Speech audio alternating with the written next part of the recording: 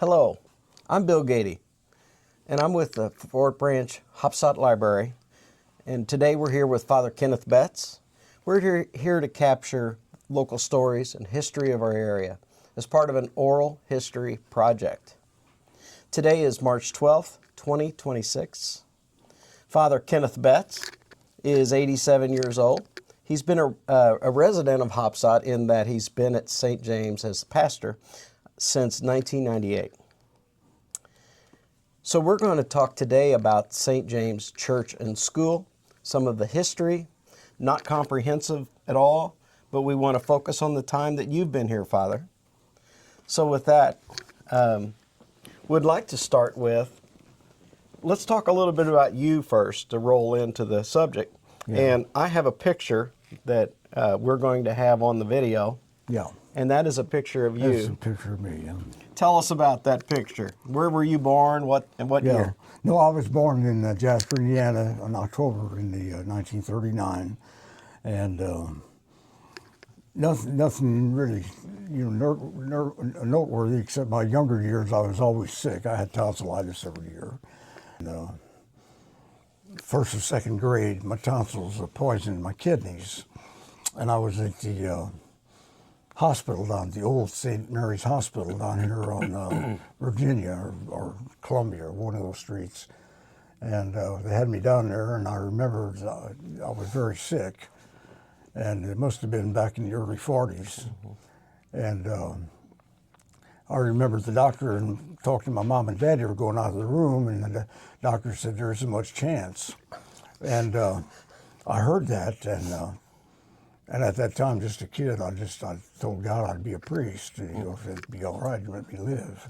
It's a crazy story, And that was just about the time they started using penicillin. Mm-hmm.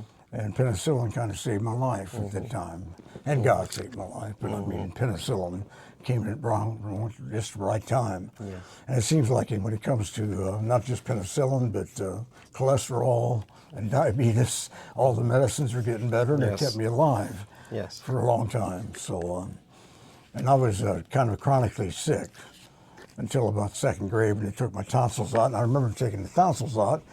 It was, I was a kid, real skinny kid, because I couldn't gain any weight. And I was looking out at the window of the house all the time, watching the other kids play. And I remember they had to take my tonsils out, and it took 3 guys to hold me down.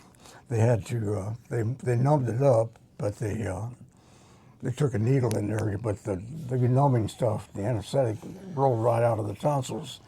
And so it took 3 men to hold me down. And I still remember them, the doctor taking the apparatus with the circle, the back, the front, and he took it down in my mouth and got out my kidneys, my tonsils and my adenoids. Yes. And so I got over that, and that started to gain weight and started to get a little better.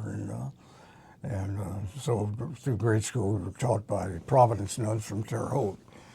And they were good. And we had maybe 24, 30 Providence Nuns at Jasper. We had a lot of them. It was in the days when they were paid by the public schools, which was unusual at that day because we were a Catholic school, but it was we paid public money. Yes. And they did that. So all 8 years, I was taught by nuns. Mm-hmm. And occasionally a priest would come over, and we had a lot of priests, a lot of young priests, because we had a big parish. Mm-hmm. And so we got to see a lot of priests, and a lot of the nuns had a lot of faith, and I just got to love the church and got to love Christ, and I just had in my mind that I was going to be a priest. So it sounds like you overcame sickness, and then you were surrounded through your formative years with a lot of faith-filled people. A lot of people. Now, Jasper was mainly Catholic.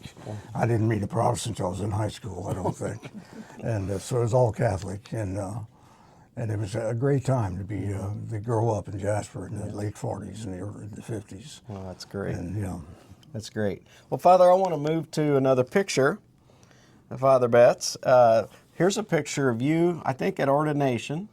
Yeah, I think I was in Bishop Beechlein's. Okay. He was Mark Beechline. It was Daniel was his name now. Mm-hmm. He died a couple of years ago, and I was a friend of his. He was a year older than me, but in the monastery they drop him back a year to study the Benedictine way of life. Okay. And so he got in my class, and he was a good friend of mine. And I was in his ordination, his first mass, and that must be a picture of Holy Family. And so imagine. Holy Family Church in Evansville? No, Holy Family in Jasper. Oh, in Jasper. Okay. Yeah, I'm not sure about that, but I think it is. So, Okay. so that. So there you are as a young man just starting your ministry. I was about 24, 25 years old at that time. Yeah. Well, tell us about some of the notable places you've been. Well, the first assignment, we had so many priests in that day. We had 9 guys, I think, or 11 guys in my class who were ordained. And we had so many priests, they didn't know what to do with them all, so they all had them teaching religion in the high schools.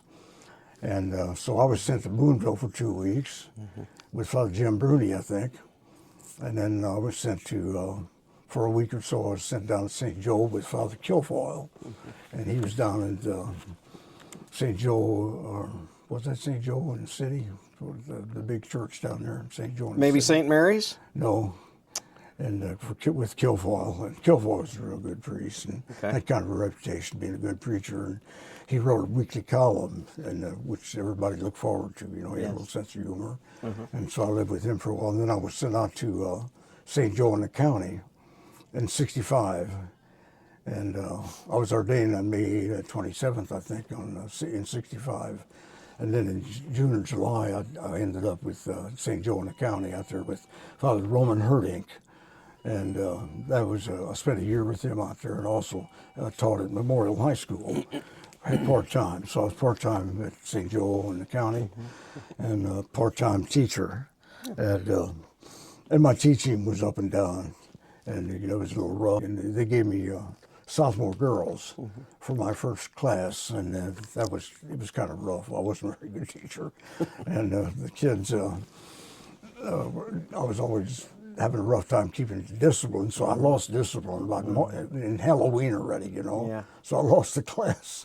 And so Sister Helene Wernsing was down there at the time, and her brother was Monsignor Wernsing from Jasper, Indiana. And I'd go to Helene and talk to her to straighten the girls out for me. And finally she told me to go back to the room and just lock the door and stay in there. And so that's what I did. And so the girls had me wrapped around their fingers. So it was a tough year. Yes. But it was nice. Is this what you looked like during that time? Yeah, something like that. I don't know where that was So this taken. is a picture of Father in his younger years of ministry, and I think that might be at St. Joe in the county. I'm not Okay. sure about that. yeah, but it would have been in approximately the same time. Yeah. A fine-looking young man, Father. Yeah, that kind of leaves you, you get 86 and things leave you. Yes. So we'll include that photo as well. And then when did you come to St. James? I came to St. James in July of 1998. Okay. I was about 58 years old, and I was thinking, well, they're going to retire me anyway. And it's kind of funny because in '98, Father Ackerman came to me, and he thought he had a pull with Bishop Gettelfinger because he was his classmate. So Ackerman thought I could get Vincennes for me, so I'd like to go to Vincennes. And then Father Bishop Gettelfinger wouldn't hear anything about that. And so I asked him, then I heard that Father Erbacher was at St. James and wanted to move. I was wondering if he'd give me St. James, and he said, yeah, that'd be fine. And so that's how I got here to St. James. And a little bit later, Father Erbacher called me up and said he made a mistake. He'd like to stay at St. James. And I told him it's too late. I already accepted. And so in '98, I came in July of '98. And I was pastor, I don't know how many years here. And then they consolidated the parishes a little bit and linked them together. They didn't merge the parish. With Saints Peter and Paul? With St. Peter and Paul. We didn't want to do that, and they kept it. They wanted to do that pretty desperately, I think. And they had it linked, and the linking is hard to figure out what's what. Yes. So it's up to the pastor, and we've had some good pastors here. Father Francis Schuring was here for a while. He was pastor. And Father Tony was a pastor. So Father Tony Ernst. Father Tony Ernst was a pastor, and a good friend of his. And so So I've been lucky. You know, after I gave up the pastor at 75, you got to hand in your resignation. Okay. And so I handed in my resignation and told them I'd like to stay on for a while. And so they let me stay on until today, you know, Yeah. which So, is really nice. So what is your status today? Is it considered retired? They call us senior priests. Okay. And they used to call them retired priests, but somebody must not like the retired part of it. And so, but in my day, priests didn't retire. That was kind of unusual because the old priests would die in the rectory. Yes. You know, they would stay in the rectory and they would keep it going. And but now today, a lot of guys like to retire, and I just didn't want to retire. Yeah. So, Father, so often in the Catholic Church, the priests get reassigned year after year. You know, every 3 years, every 6 years, something like this. And before you, or in the history of St. James, Father John Haskamp, he was here for 45 years. He got here in 1905 and stayed for 45 years. Yeah, I tried to give him a run for his money, but 45 is out of reach. So you've been here how long right now? 27 years. 27 years. So you as well have had a long duration here, just like Father Haskamp. So, my mother shared with me some booklets that she had from the 1930s and 1940s. And it was a tithing report for the parishioners.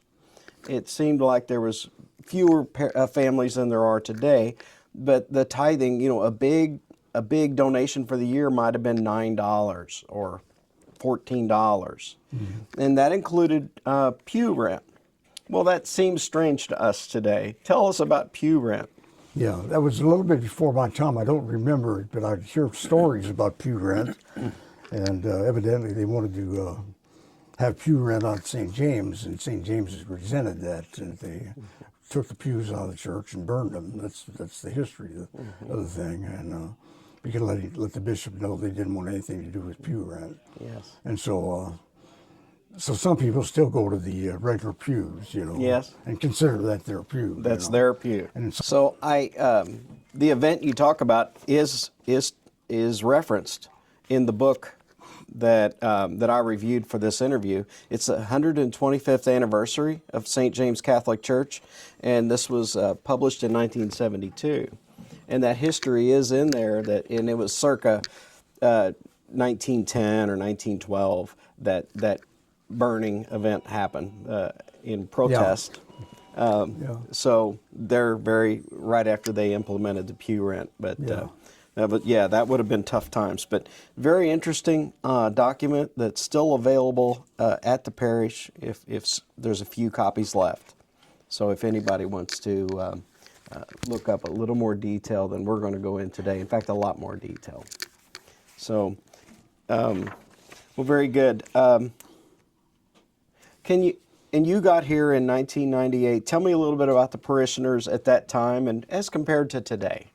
Yeah, I think the big difference, the parishioners at that time, they all came from big families.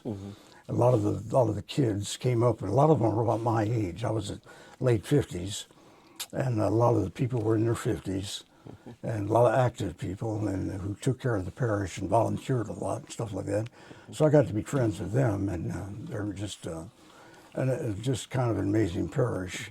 And I think there's a big difference, I think, today and to back then, was that big families, if you're raised in a big family, I think you're easier to deal with because you had to deal with 4, 5, 6 kids. Yes. And you were easier to deal with. I think today a lot of times the kids got their private room, their private TV, and their private bath and things like that. And in those days we slept 2 in a bed, you know, and stuff like that. And at home we had upstairs, the attic was fixed up, and we'd sleep.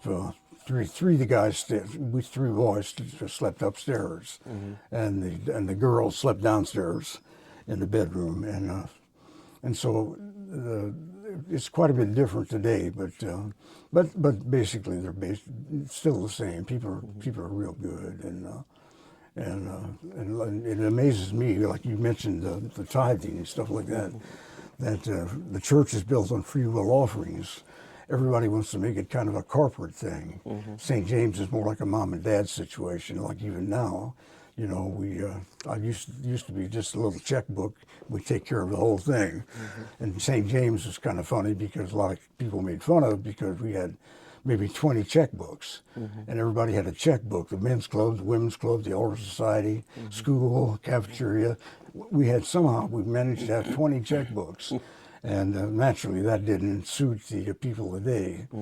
And so we tried to consolidate everything, and they have, and people accepted that consolidation and got it all together. And today our parish is built on corporate models. We talk a lot about professionalism and stuff like that, which is real good. And guys are doing real well with it. And I think the young guys they're doing really well. Like Father Andrew and Father Tony and all these guys are really doing well. But I think there's something nice about having a mom and pop situation where you just deal with by the seat of your pants, and people come into the rectory, and the woman who's there greets all the people, and her basic job is to meet people and to let people talk. I get my 10 minutes every week, and I can shut my mouth the rest of the week. You know, because if you get 10 minutes now for 27 years, people pretty well catch on. They know your attitudes. They know before I get up what I'm going to say, and so that's kind of nice in a way. Yes. And also I'm baptizing the babies of the kids I baptized. And so that's kind of interesting, marrying the kids that went to grade school here and stuff like that, which is really satisfying, and it's delightful to do that. So you've had a generational impact. Yeah. Well, I don't know about the impact, but it's generational anyway. Yeah. Well, that's wonderful, and that is one of the things that comes with the wisdom of being here so long. You know these people very well, and you know what they need. Yeah. And you know their strengths, and you know their weaknesses in that respect. So you've already talked about the administration and the mom and pop. I love that analogy that it used to be way more informal, and you were able to do that. Well, now the diocese wants some oversight, and there's some more questions about the financials and so on. But as a whole, your parish is doing very good, I understand. I think we are, and the priest that was here before me, Father Erbacher, didn't like the idea that you didn't have a checkbook full of money and you would pay your bills right out of the checkbook, which made it kind of nice. Here you don't know if you've got enough money in the checkbook and stuff like that, because a lot of people, they'll be there when you need the money, but they won't let you have the money and stack it up or have a slush fund or anything like that. And so for him, it was kind of hard to get used to. He liked the little professional model where you had all the money accounted for in the right place and stuff like that. And it takes a little faith to just sit there and figure, well, the money will be there, and it usually is. So I want to talk about how they're hardworking at your parish. Kim Caspin, your assistant? Kim Capon, yeah. Kim Capon said just a couple of days ago to me, she said, of the parish, they ain't got no quit in them. Yeah. What do you say about that? Yeah, I think that's really true. That it's like the social's going on for a long time. I don't know how many years the social's going on, the summer social or picnic. And every year the same guys show up, or now their kids are showing up. Yeah. And which is kind of nice, like the men's club too. They're incorporating some younger people, and the men's club is highly effective in the older society, do an awful lot, and they've got a lot. They used to have a lot in their checkbook, but now they don't have freedom with their checkbook anymore. But they really do. All they have to do is ask for the money, and the money's there. Yes. And so, yeah. So that's a little bit of a change, that you've got more oversight in that area. Yeah. I was trying to make the point that, yes, you do have a lot of fundraising events. You've got teams that do cooking. You've got people that this is the center of their community, and they are willing to do a lot of volunteer work. Yeah. Okay. Yeah, that's really the nice part about it. We've got 3 teams that cook for weddings and stuff like that, and they alternate when they use our hall, Madden Hall. Father Madden was here before me for 11 years, and they built the Madden Hall, the gym, and the kitchen over there, and Yes. they use it a lot. Our buildings are used. Yes. They're not sitting around not being used like the big stadiums they build them for 5 games a year.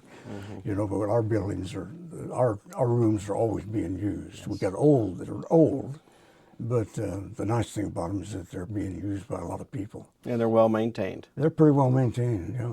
Yes. Okay. I'd like to talk about the school now. Could we do that? Yeah. Okay.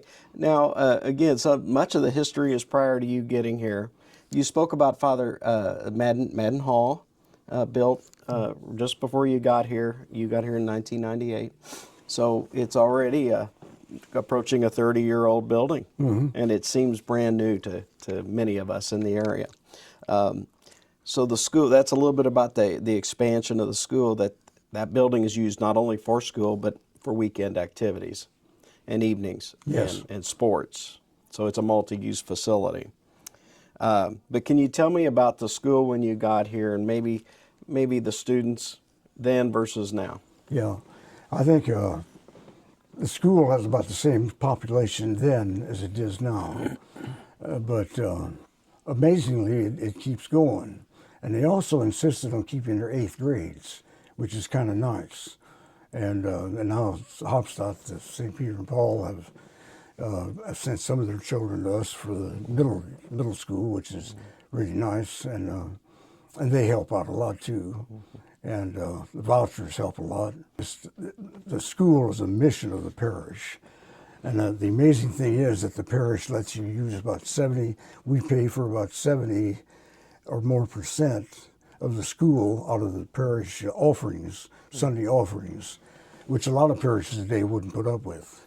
And because they want a real good adult education program and stuff like that. But the one thing I think we really did good as Catholics was education. And the most successful group of people in the United States, from what I read, are Catholics. The Jews and all the Europeans came over here and stuff like that. But financially, the most successful people financially are Catholics. And one of that had to do with, I think, was schools. Bishops insisted on schools. So you didn't build a church when you came in, you built a school and an all-purpose building or something like that. Whenever that's where we'd have church. Yes. And so I think one of the good things the Catholic Church did was schools and education. We were really good at it. And nuns were excellent at it. And I think that's the one thing we did well. We kind of de-emphasized a little bit, which is too bad. I think a lot of people want to get into the administration of the parish, and they want to do this and that, and forget about the importance of the school and taking care of the kids. And I think a lot of other people are finding out how important it is to have kids while they're little, and to get them while they're 3, 4, 5, 10, 6 years old. Yes. Teach them the Bible stories and teach them religion, and make them feel at home in the parish, and all that is really important. I think the big mission for the parish was to keep the school open, and they did. And here a couple of years ago, they wanted to close it down in the last 3 grades, like a lot of people wanted to get rid of the top 3 grades in grade school. But this parish insisted, three people insisted, that we keep the top 3 grades, and I'm glad they did. Yes. And which took a lot of guts at the time, because our superintendents were going to run and taking a new attitude. And the new attitude was that we can still do education, but we don't need our schools. We should be more into the churchy things. And they forgot sometimes that the mission of the school is a churchy thing, and awfully important. Okay, so I think what you're getting at is that what I hear in all that is that when you have the children there being taught all day long, it does form them mentally and their attitudes, in as well as the churchy things, the religious ed. Yeah. So. Yeah, I think that's really true, and I think there's a lot of spirit. They get a little bit of a spirit. I think it's that's the most important thing about the parish is the spirit of the parish. The buildings are great. If you got nice buildings, it's really nice. But the spirit of the parish is the most important thing. And I think the people had the spirit here already with Father Haskam and O'Connor and Bauer and Erbacher and Madden, and all a priest does, he comes in and builds on what they've already done. Yes. So it ain't like, a person comes in and is a revolutionary, Yes. But You're not a revolutionary. No, you just build them what's there. And I think basically people are good. The gospel is something people want to believe, and the only way they don't believe it is when we just make it impossible for them to believe. And so I think the gospel is something that's already in people's heart, and if you can open up that heart, they feel like the family and the marriage and all that's kind of important. They know that, and that's what church is all about. I think that's why we have celibate priests. We defend the marriage. Why should celibate priests who don't get married defend the marriage? Because the marriage is the foundation of everything, and I think some of the best people to give the priest the idea that celibate priesthood is good are married people. Married people can appreciate the celibate priesthood sometimes when the priest can't do that. It's like married people can't appreciate marriage sometimes while they're in it, and priests can appreciate it more. And so I think it's also important, the spirit of the parish. One of the beauties of oral histories is picking up on those attitudes that seem strange today. And in many ways, what you just said seems strange today. So thank you for sharing that wisdom.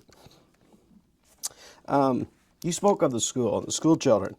The students attend Mass a couple of times a week. And when I've engaged in that, you seem to know a lot of their names. You always compliment them. Can you tell me about that? Yeah, I really think with I'm no good at correcting people. I don't like to correct, and I don't like to do things like that. And some people are, and that's good. But I think you can get more out of people with a little bit of sugar, than you can with vinegar. And all you have to do is, everybody's looking for a good word. Yes. And one of the things I think Father Lex always said, one of the things a priest has to be is a cheerleader. Yeah. Everybody has it in them. Yes. And it's, you got to be thankful everybody takes care of themselves, which is a great thing. You don't want them clinging to you all the time. And people can take care of themselves and do real well. So you have children. The children participate in the Mass. They do the readings. They do the petitions and so on. And some of them are still learning their words. They're still learning their reading. And yet, what do you say? Well, that's good. Even the second graders come up and read. And they read really well, not bad. And some of them read with a little sense. And you get the sense that they understand what they're talking about. And it's amazing what kids understand, I firmly believe that you can, a lot of the religion, if the kids don't understand, it's not their fault, it's the teacher's fault. That anybody can understand if you can make it simple enough. And so you got to be a simple guy to do simple things like that. And I think that's one of my blessings. I can break things down pretty well, and because I had to. Yeah. To me, to understand anything, I have to have analogies, have to have stories, and I have a visual mind. Yes. And so I think that's really good. So you tell stories in a way at the children's Mass that they can engage. That's what I try to do. Yeah. Not all the time. Sometimes but it's like the Major League Baseball players. If you can get 200 a day and hit 25 home runs, you're worth $50 million a year. And I figured, if a priest can hit a good sermon maybe one time out of 10, it's pretty good. You do the best you can. If you can bat 200 or 300, that's pretty good. Well, based on your analogy, you're worth $50 million. So, heard a lot of compliments on their singing, the singing of those young people. On what? They're singing. They sound like heaven.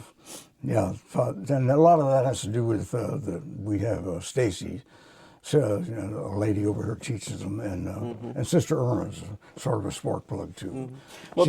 She's a one-man show, and she's got a lot of personality. Okay. Sister Irma, what's her last name? Sister Irma Arnold. Arnold. And she was born a couple of miles to the west of this place. Okay.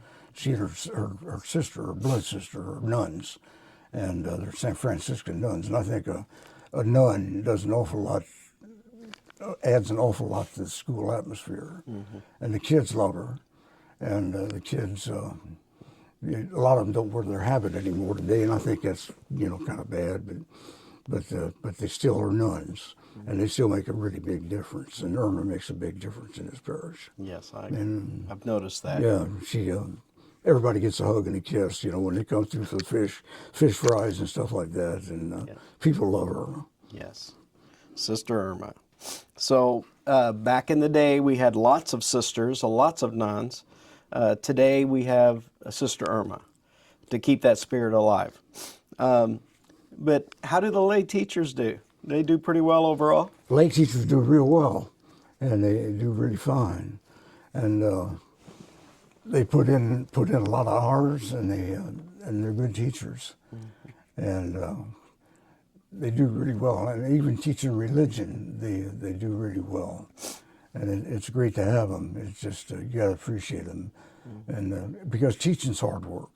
Like one guy said, if you give a 10-minute sermon and really prepare for it, it's like digging ditches for 5 or 6 hours. Yes. The emotional energy that you put into it.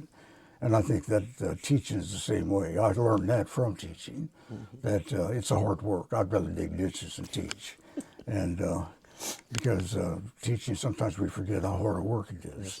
And these people have kids to take care of themselves. They have husbands and wives, and they do wonderful, considering what they're carrying.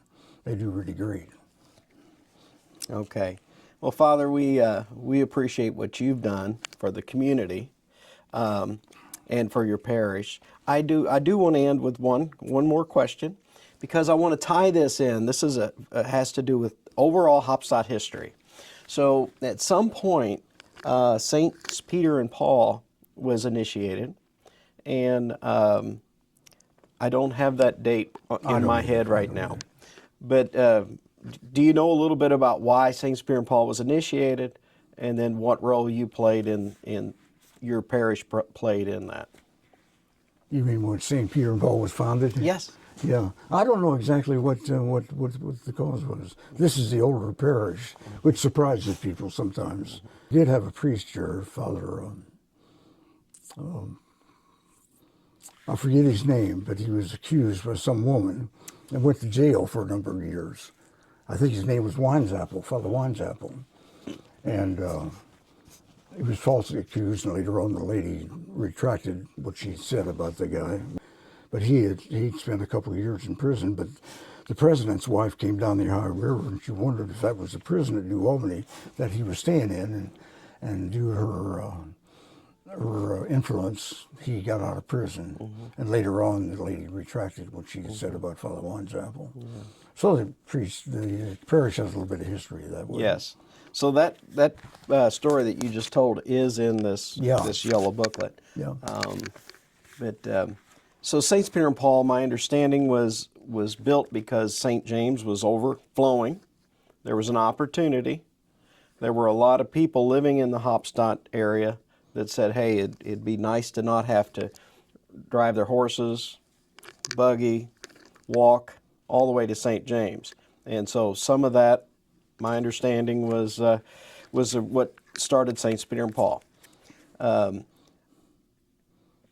I do believe before that they had a school. I've had old people tell me, Father, and I'm going to tell you this is folklore until I can prove it. People have said that they walked during the day, during the school day, out here to St. James for religious ed education. And when it was snowy or real muddy, they would walk along the railroad tracks because it was safer. Now, what a story. I've heard that story, yeah. Well, I don't know who built St. Peter and Paul. Was that Father Lindar? Was it built in Father Lindar's time? Bishop Gimmelman was, his name is enthroned up next to the altar of the Bishop existing Grimmelman. church. Grimmelman. Yeah. Yes. And Grimmelman was the first bishop of our diocese. I was ordained by Grimmelman, so I've been here through all 6 bishops. And so that's kind of nice, Well, real good.